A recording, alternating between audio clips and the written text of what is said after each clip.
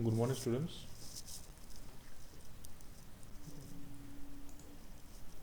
Good morning to all.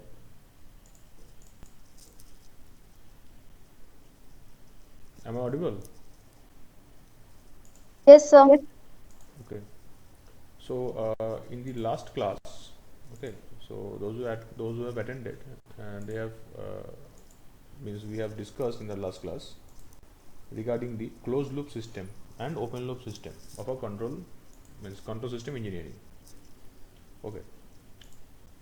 So if I recap that portion of a closed loop system, that any system there is a desired input and we expect that the output should be equal to what we have set in the input.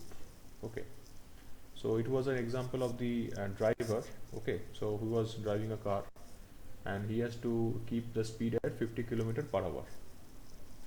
Now if the aim was to keep the speed at 50 kilometer per hour, then the driver was giving input to the accelerator pedal and the speed of the car was increasing. That was an open loop system, this one.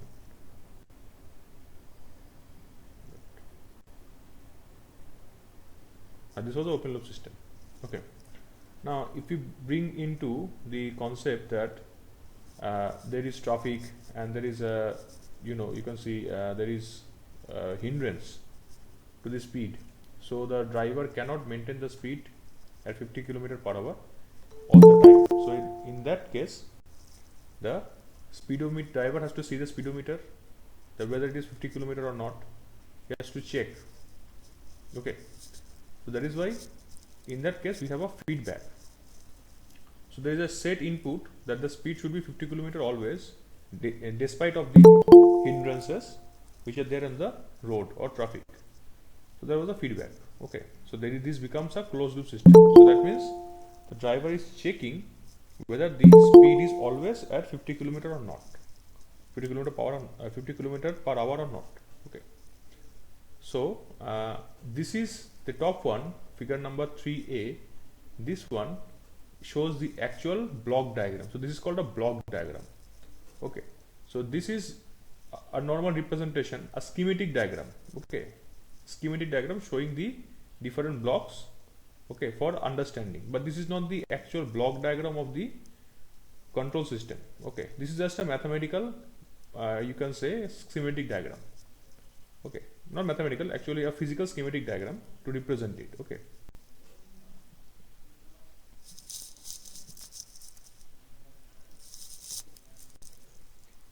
okay, but we have to represent the entire system in the form of a, you can say, a control.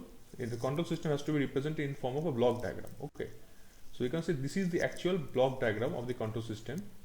You can say there is a desired course. Desired course means desired input. The same thing over here. We have seen the desired input. Okay, then we have the driver.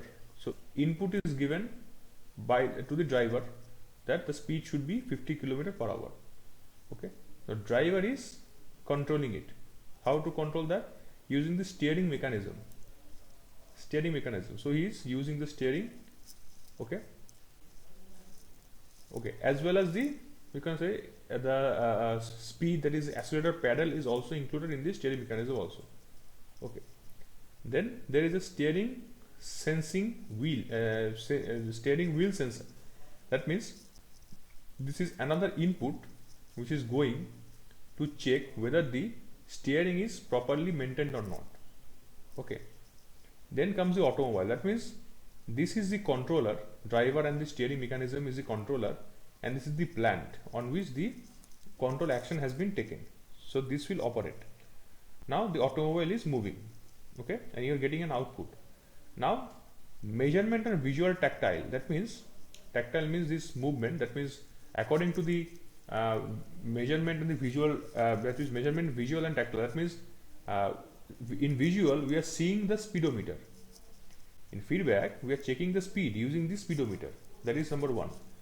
And tactile means the movement, that is whether the car is moving in a proper way or not. Okay, in the actual direction or not. Okay, so it is checking whether the car is moving in the actual path or not. So that is the feedback going to the input, to the driver. Okay, so basically he is actually visually seeing that whether the speed is maintained or not, and the steering wheel is where he is making the movement of the steering wheel, whether the car is going as per the instruction or not. That means if he is turning right, so he must be knowing that how much should I turn right to move the car at a certain angle.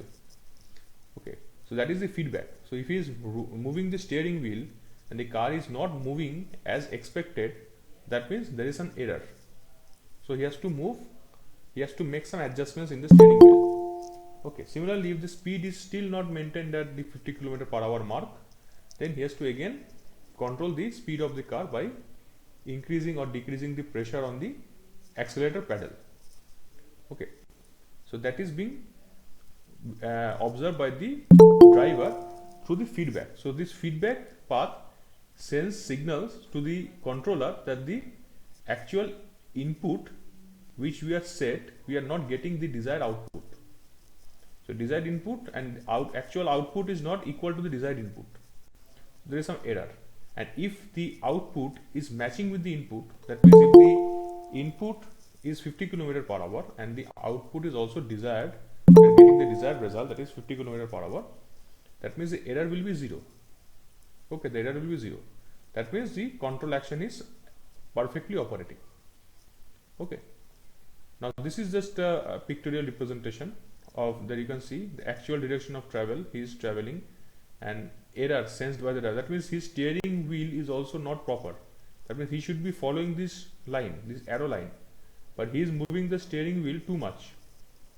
Okay, as if he is a new, you can say he has learned driving, means you can say very late, okay, or maybe very recently. So that is why he is not able to control the steering wheel properly. So he has to,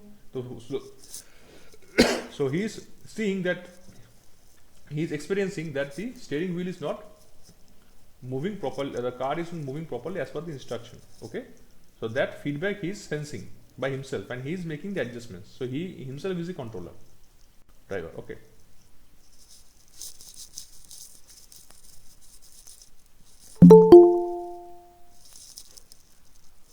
okay. Now see, this is the general block diagram of an automatic control system, a closed loop control system. General block diagram. You can see in a general block diagram we have a reference input. Okay, we have a reference input. Now we have some, this is called a summing point.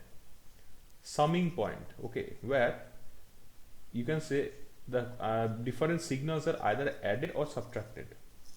Generally the feedback is always subtracted, okay, because the output is always compared with the input. So the reference input minus the output will give you the error, and if they both are equal, then the error will be 0. That means the our system is controlling the, you can say the system is controlling the entire thing very smoothly. Okay, the control action is proper. Okay, so after the, from the feedback, when this is, say this is subtracted, okay, this is subtraction. Okay, there may be addition also. In this case you can see there was addition, or there was a subtraction here also. There was subtraction, and feedback also there was subtraction. Oh, okay, and input was the addition one. Okay, now the error signal is going to the control system. So this is the controller. This is the controller. Okay, this is the error detector, and this is the controller. And the controller takes action that if there is error, then I have to make some adjustment. Okay, in the controller. So it makes adjustments and sends the recent adjusted settings to the plant. Plant is the actual system. Okay, there is a car. Suppose the car will move, or you can say AC. There is the air conditioner. So you are setting the temperature as 20 degree centigrade, and output you are getting 24. So that signal is going as feedback to the, you can say, the error detector. So it is detecting that the temperature is not as expected, it is 4 degree more. Then the signal will go to the controller, which is the whole AC system, that is the compressor and everything, blower. Okay, So accordingly, this is the control system, control action. So it controller controls the part. Okay. And sorry, let me rephrase it. The error signal goes, suppose the temperature is set as 20 degrees centigrade and you are getting 24. So the feedback will go that the temperature is not 24, it is not 20, it is 24. So there is an error of 4 degree. So 4 degree error will go to the control system, the control elements, the controller. So controller will make necessary adjustments, okay, because there are settings, sensors and settings, so that adjustments have been made and then the signal is sent to the plant, that is the compressor and blower, that the compressor should be increased more, okay, and the temperature should be reduced. So that control action is taken by this controller or control element. So accordingly the plant operates. The plant will give the output. It will just give the output as said by the controller. He will give the output. Or the main controlling part is done by this controller or control element. Okay. So these are all this block comes, or you can say this entire thing comes under the forward path element. So these are called the forward path element. Okay, which is originating from input and ending at the output. And this is the feedback path element. Okay, there may be one or more than one feedback. Okay, it depends.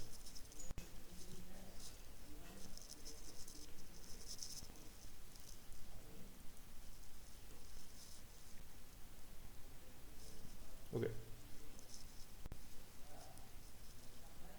Okay, so this is the this is the general block diagram of an open loop system. So you can say this is the general block diagram of a closed loop system, and this is the general block diagram of a open loop system. Okay, so just for understanding, so I will share these notes with you, okay, in the Google Classroom. So I have already created a Google Classroom, and I will share these notes, okay, as well as I have the ebook also, okay, of 2 books are there. One is both are regarding the control system. So one book is the Indian author, which is there in your in your syllabus also mentioned, that Nagarath and M. Gopal.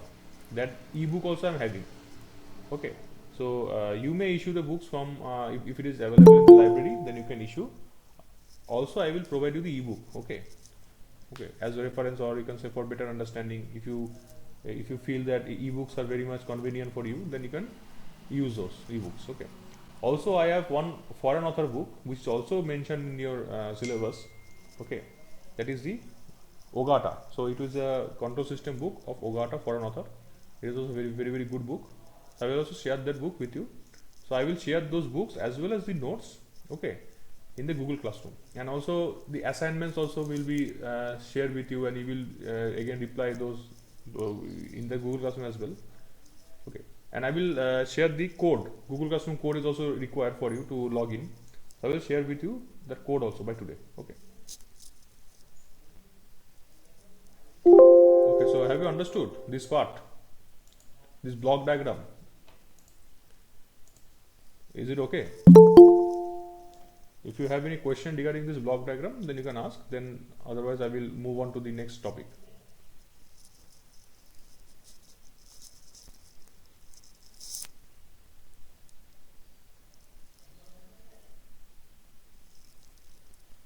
Okay, any questions? No, sir. Okay. Okay, so I am going to the next topic. Okay. Sorry, this will be lecture number 2 rather. Means. Okay, so this is a PPT of the next lecture. So here we will discuss about the differences of closed loop and open loop systems. Already we have discussed, but here we will discuss in a broad way. Okay, and then mathematical modeling and representation of few physical systems. Now moving on with the closed loop versus open loop control system. Now till now we have already discussed about the differences between an open loop and a closed loop system. So the basic difference is that in an open loop system we do not have any feedback, because you have some input, we give that input to the controller, and the controller makes some actions and gives signals to the plant, and then plant operates as per the action of the controller, and you will get the output. But the controller is not checking whether the output is equal to the input or as per the input or not. You're just giving the input and you're getting an output. There is no checking. So that means there is no feedback path. So this is the first significant, you can say, difference or a point to be noted, that open loop systems do not have any feedback. So they don't check whether the output is equal to the desired input or not. But in a closed loop system, there is a feedback, because the feedback goes from the output to the input, okay, to the error detector, and that if there is an error between output and input, then that error signal will be given to the controller that there is some error in the system, because the action which we have taken, you have taken, the result is not as per the desired input. So you have to make some adjustments in your control. So you have to control, otherwise the output will not match the input. So this error signal is given to the controller through the feedback. Then the controller operates accordingly, make adjustments, and then sends the signal to the plant, and the plant operates accordingly with the new adjustments. This is the basic difference between open loop and closed loop. The closed loop has a feedback, open loop does not have a feedback. So an advantage of the closed loop system is that fact that the use of feedback makes the system response relatively insensitive to external disturbances and internal variations in system parameters. Okay, so that means the response is relatively insensitive to the external disturbances. So that means if any disturbance is there, so in external disturbances will not hamper it. Okay, so it is thus possible to use relatively inaccurate and inexpensive components to obtain accurate control of a given plan, whereas doing so is impossible in the closed loop. So open loop. So in open loop system, you will not get the control, okay, the control at all, and you will not get an accurate control of the system. From the point of view of stability, the open loop system is easier to build because system stability is not a major problem. So open loop system is very simple, it is not at all complex, and there is no point of maintaining the, you can say, means there is no point of stability required, because you have an open loop system. So your action is basically carefree. You don't have to care about the, you can say, stability. What is stability? Stability means the ability of a system to remain in a stable position, okay, even after the disturbances. Suppose you have a system and there is lot of disturbance around you, around the system, okay, but those disturbances are affecting the, you can say, system, okay. That is why it is told that it is this particular thing, okay. So the disturbance will create some error in the system, okay, but if the system is stable and it has some stability, then it will again try to regain its stability even after the disturbance. That means suppose there is an object, okay, so what should I say, okay, so suppose there is a tree, okay, and it has a very firm root. Now if there is a windy condition, okay, and wind is, say, not too much, then the tree will move here and there because of the wind, but its root will not break because it has stability, it is very stable, because even though disturbances are there, but still it is able to maintain its stable position. Okay, it will get disturbed, but again after the wind is over, it will again regain its normal position. But if there is a tree which is very weak, okay, weak stem or weak root, then the tree will get uprooted because of the wind. That means that tree was not stable, because due to light, very you can say very small disturbance, the stability of the system is hampered. The tree is not the tree was not stable at all. Okay. Similarly, in any system, basically in the closed loop system, disturbances do occur and we have some error. So the feedback gives signals to the error detector that there is error. Number one, there is error and you have to make adjustments. So the controller tries to make adjustments and wants to regain its stable position. Okay, that means suppose in an AC, if the temperature is set at 25 degrees centigrade and the outside temperature is 27, so it will easily regain 25 degrees centigrade. But suddenly, if someone opens all the windows and doors, okay, and the sunlight comes in while the AC is on, then temperature will rise suddenly, okay, but still it will try to regain its stable position because it wants to regain 25 degrees centigrade, okay. So there is, and if it is not able to regain, then you will say that the system is not at all stable, it is having low stability, okay, because it is not possible to maintain 25 degrees centigrade if the doors and windows are open, okay, in a hot day. But in open loop system, there is no concept of stability because it does not have to be stable, because there is no reference path, there is no feedback path that he has to compare with the input and output. Just input is given, output you are getting, that's it. Whether you are getting the desired output, whether the output is more, whether the output is less, whether the output is disturbed, it is not bothered in an open loop system, okay. So that is why this concept of stability is not a major problem for the open loop system. On the other hand, the stability is a major problem in the closed loop system, which may tend to overcorrect errors and thereby can cause oscillations of constant or changing amplitude. So there will be, you can say, a lot of errors are there. So the stability issue is a very much important and significant part of the closed loop system.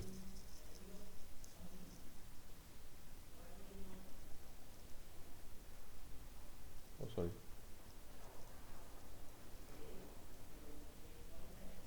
Okay, closed loop system have advantages only when unpredictable disturbances or unpredictable variations in the system are present.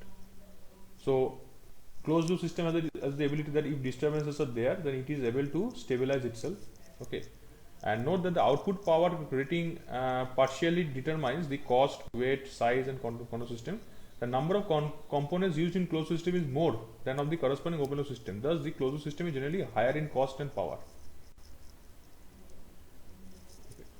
Also, this, I think this point should be above this one.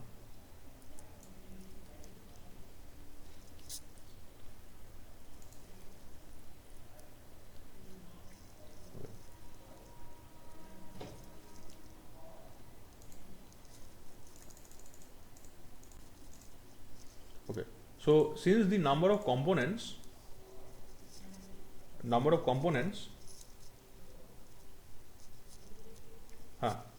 basically is more, okay, in the closed loop system. Why? Because there is feedback, there is a controller, there is a lot of other items like such as error detector. So all these things are there. So obviously when you have to design a closed loop system, the cost increases, okay, the cost increases and power increases.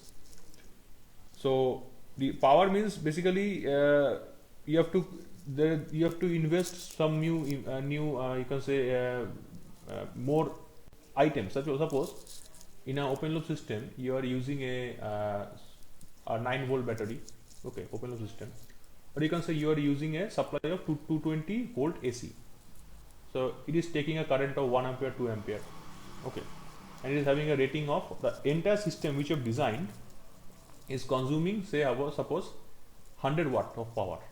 But if you are designing a closed loop system, so there will be different sensors involved because it has to sense, the feedback will be given to the controller, the error detector, all these items will be, or components will be included, added.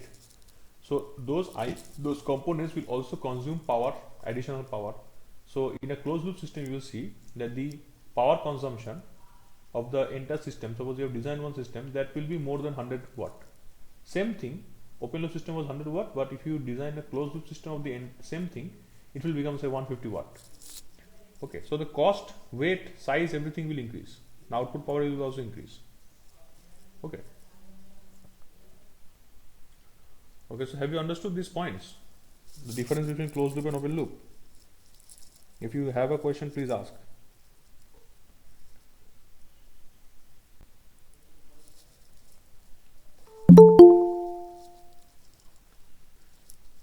Anyone?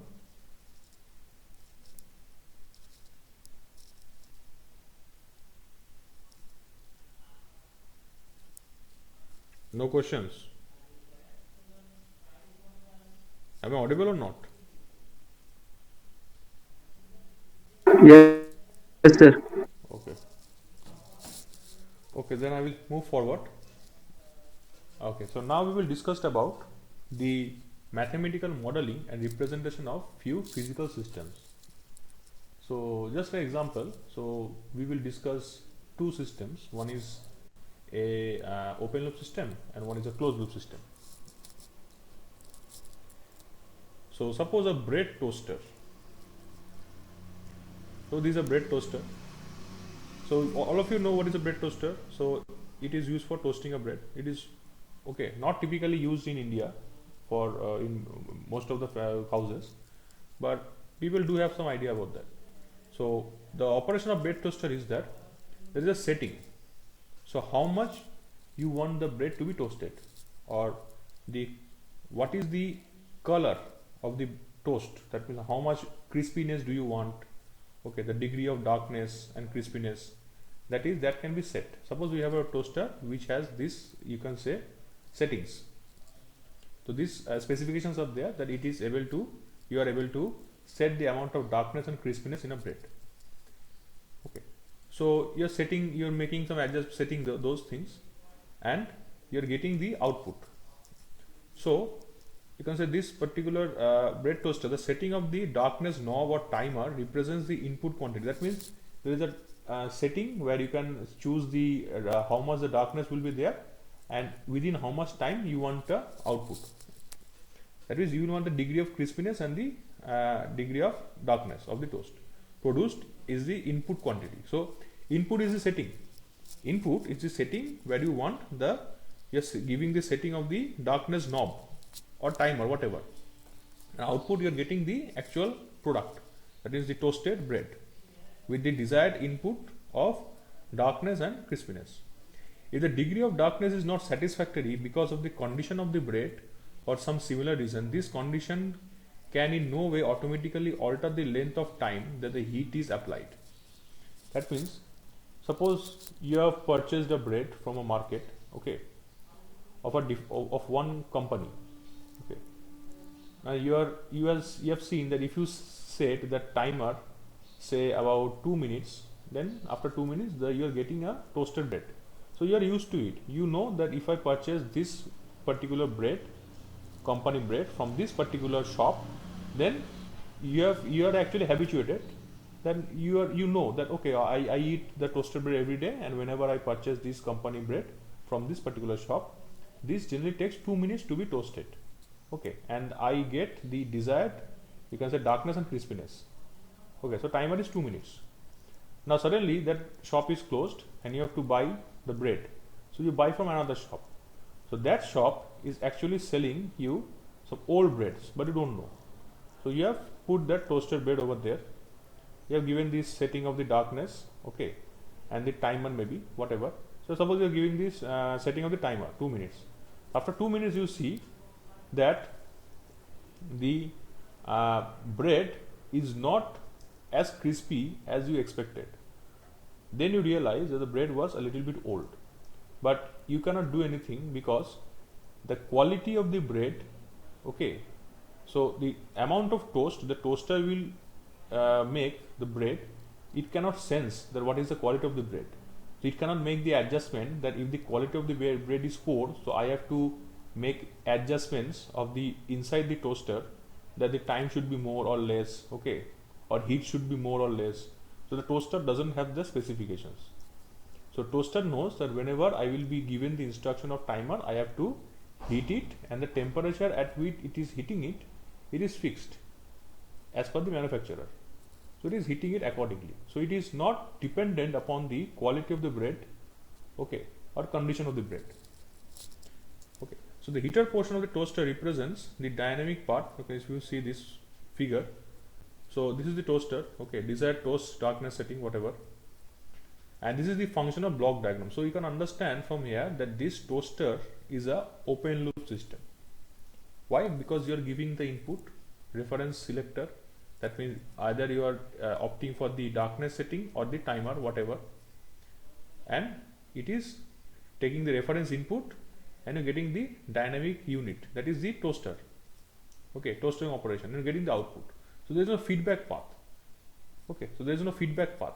So that means if the toast is not accurate, then it doesn't mean that the toaster will make changes, and again you can say it is sensing that it is not toasted as expected, so again it will take it back, and again after 1 minute it will again give you the better product. No, it is not happening like that.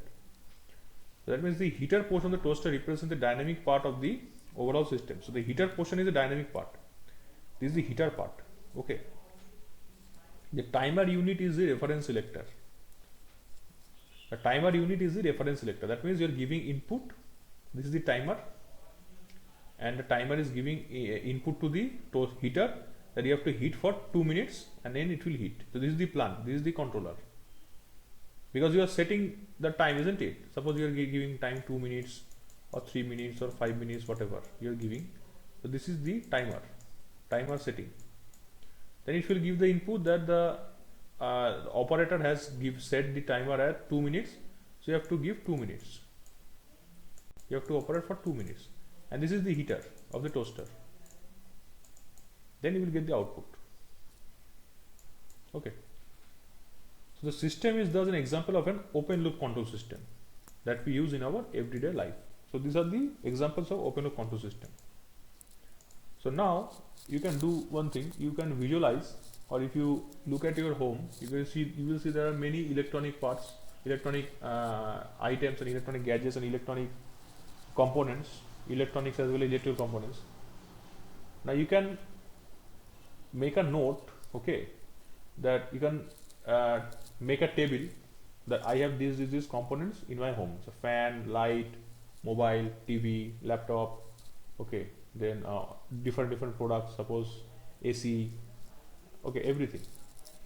Then you will write which systems are open loop and which systems are closed loop. If you do this task, then you will see that you are getting more and more, concept is getting more and more clearer for you. You are understanding that, okay, so these systems are open loop, these systems are closed loop. Because of your own, now since you know the difference between open loop and closed loop system, now you can understand, and you can identify of your own that which systems are open loop and which systems are closed loop. Okay. Suppose for example a ceiling fan. So if you are having a regulator, you are setting the regulator at maximum speed, so it will rotate at maximum speed. Okay. But it is an open loop system. Why? Because if the voltage is low, then suppose you have set the speed at maximum, so it is rotating at desired speed. You know that the speed of the fan is rotating, and you are satisfied with the speed. But if the voltage drops, you will see that if you are still setting the regulator at maximum, then also you will see that the fan is not rotating at the maximum speed. So what you will first realize that has the fan gone slow, or have I changed the speed to low mode or medium mode? Then if you check the regulator, you will see no, the regulator is okay, because you have set the speed at maximum 1. Okay, so suppose setting 4, so 1, 2, 3, 4 are there, you have the setting is 4, but still the fan is rotating at a low speed. So then you realize that the voltage might be low, number 1. Okay, or there is some problem in the capacitor inside the fan, or there is too much dust on the fan blades that the fan is rotating, or there is a problem in the bearing. All these things are there. So any one reason can result in the lowering of this speed of the fan. So the fan doesn't have a feedback in it or a sensor in it, that if the voltage is low, then there is a stabilizer that it will automatically stabilize the speed. Okay, or it has a you can say there is a capacitor which can charge itself, and if there is a problem in the capacitor, it can again replace it, or something like that. It is not possible. Okay, so that means if those facilities were there or specifications were there, that even though there is a low voltage, then using the stabilizer, it is again stabilizing, and you are getting the uninterrupted or desired output all the time. Then it will become a closed loop control system. But generally it does not happen. So ceiling fan is an open loop control system, similar to the toaster. Okay. Now going to the another example, second one, that is a room temperature control system. So this is the, you can say, schematic diagram, figure number 1.14. So room temperature control system. So room temperature control system means, you can see that this is nothing but maintaining the room temperature like an AC. Okay. So it has few components. Suppose you can see you're giving the desired temperature. Okay, suppose you want the room temperature to be 25 as it is, suppose. So this input is given. Now generally input is given, but the mechanism inside it converts an input to a voltage. So there is a sensor which converts it to a voltage. So there is a potentiometer which converts the input setting to a voltage. So voltage signal is sent to a controller. Controller is sensing that signal, okay, and it will take some operations. So that the controller will give control signal to the valve, okay, and valve will open. Okay, suppose gas is given as input and getting the output, okay. Then there is a thermometer which checks the outside temperature, whether it is equal to the desired temperature or not. There is a temperature, so it is sensing the outside temperature. Okay, I'm repeating. Actual room. So okay, so outside is not important over here. This box is the room. Okay, so this is the actual control setting, and this is the, you can say, gas fire or the blower. So the controller is giving the control signal to the valve, and the valve is giving the gas, and the temperature is being, room temperature is maintained. Now there is a room temperature you are having, and the thermometer inside the room is checking what is the temperature. Then that signal will go to the controller again as feedback. The controller will check whether that desired temperature which was given by the, you can say, operator as input, is it equal or matching with the temperature inside the room which was given as feedback signal. If it is not equal, then the controller will again make adjustments, and again a control signal will be given, so that the control signal is given. So the valve is again open or closed accordingly, and again the gas is being injected. Okay, and if now the temperature is okay, then the signal will go, the temperature is this. So suppose 25. So it will check that yes, 25 was desired input and output is also 25, the measured temperature. So that means the controller has operated properly. Okay, so here it is told that the output signal from the temperature sensing device, such as the thermocouple resistance thermometer, is compared with the desired temperature. So it is having a thermocouple or you can say resistance thermometer. Any difference or signal causes the controller to send a control signal to the gas solenoid valve, which produces a linear movement of the valve stem. Sorry. So if there is an error, so the controller will get the signal that there is an error. It will again create the control signal. According to the control signal, the valve will open and close. Okay. Thus adjusting the flow of the gas to the burner of the gas fire. Accordingly, it will blow the gas. Okay. The desired temperature is usually obtained from the manual adjustments of the potentiometer dial. So the detailed functional block diagram is given in this particular figure, because this is the actual functional block diagram of the control system. Okay, so you have to represent this way. This is the mathematical modeling, or you can say block diagram. So this is the desired temperature, then potentiometer. The potentiometer is converting into voltage. It is giving signal to the controller. The controller is making adjustments, and it is giving the control signal to the gas solenoid valve. So as a gas solenoid valve, it is then you can say triggering the gas burner, and gas burner is operating, and you are getting the temperature in the room. Okay, then the room temperature is being sensed, and then the thermometer is sensing the room temperature, and the feedback is given to this particular controller again using these controls. You can say this particular summation point, or you can say error detector. Error detector is detecting if there is an error or not. If there is error, then the error signal will be produced. So input minus output, because this is subtracted. So the error signal is produced. So the error signal is supplied to the controller, which again makes some adjustments, necessary adjustments, and the control signal is given to the gas solenoid valve. So this is the controller, and this entire system is the plant. Okay.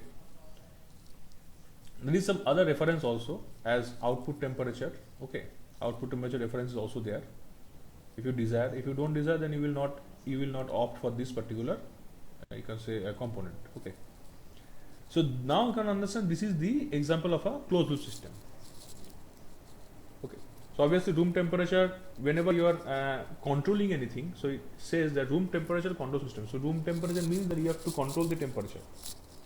Okay. So obviously it has to be a closed loop system. It cannot be an open loop system. Okay.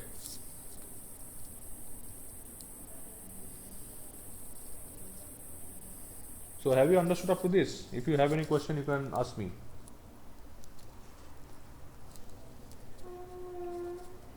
Because I'm We have understood.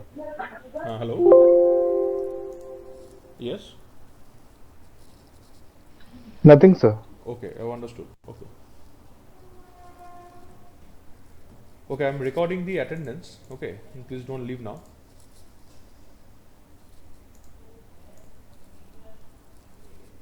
Okay. Okay, I will also upload this lecture in the YouTube channel also. So those who were unable to attend it, or if you those who attended and feel that you want to see the lecture once again, then you can see that. Sir, classroom code. Classroom code of what? Google Classroom. Yes, sir. Okay, Google Classroom. Okay, I will share the Google Classroom code in the WhatsApp group. Okay.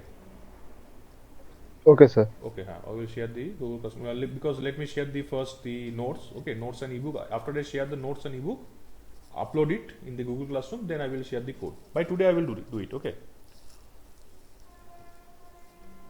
Okay. So thank you then, students. I have recorded the attendance. Okay. Thank you, sir. Thank you, sir.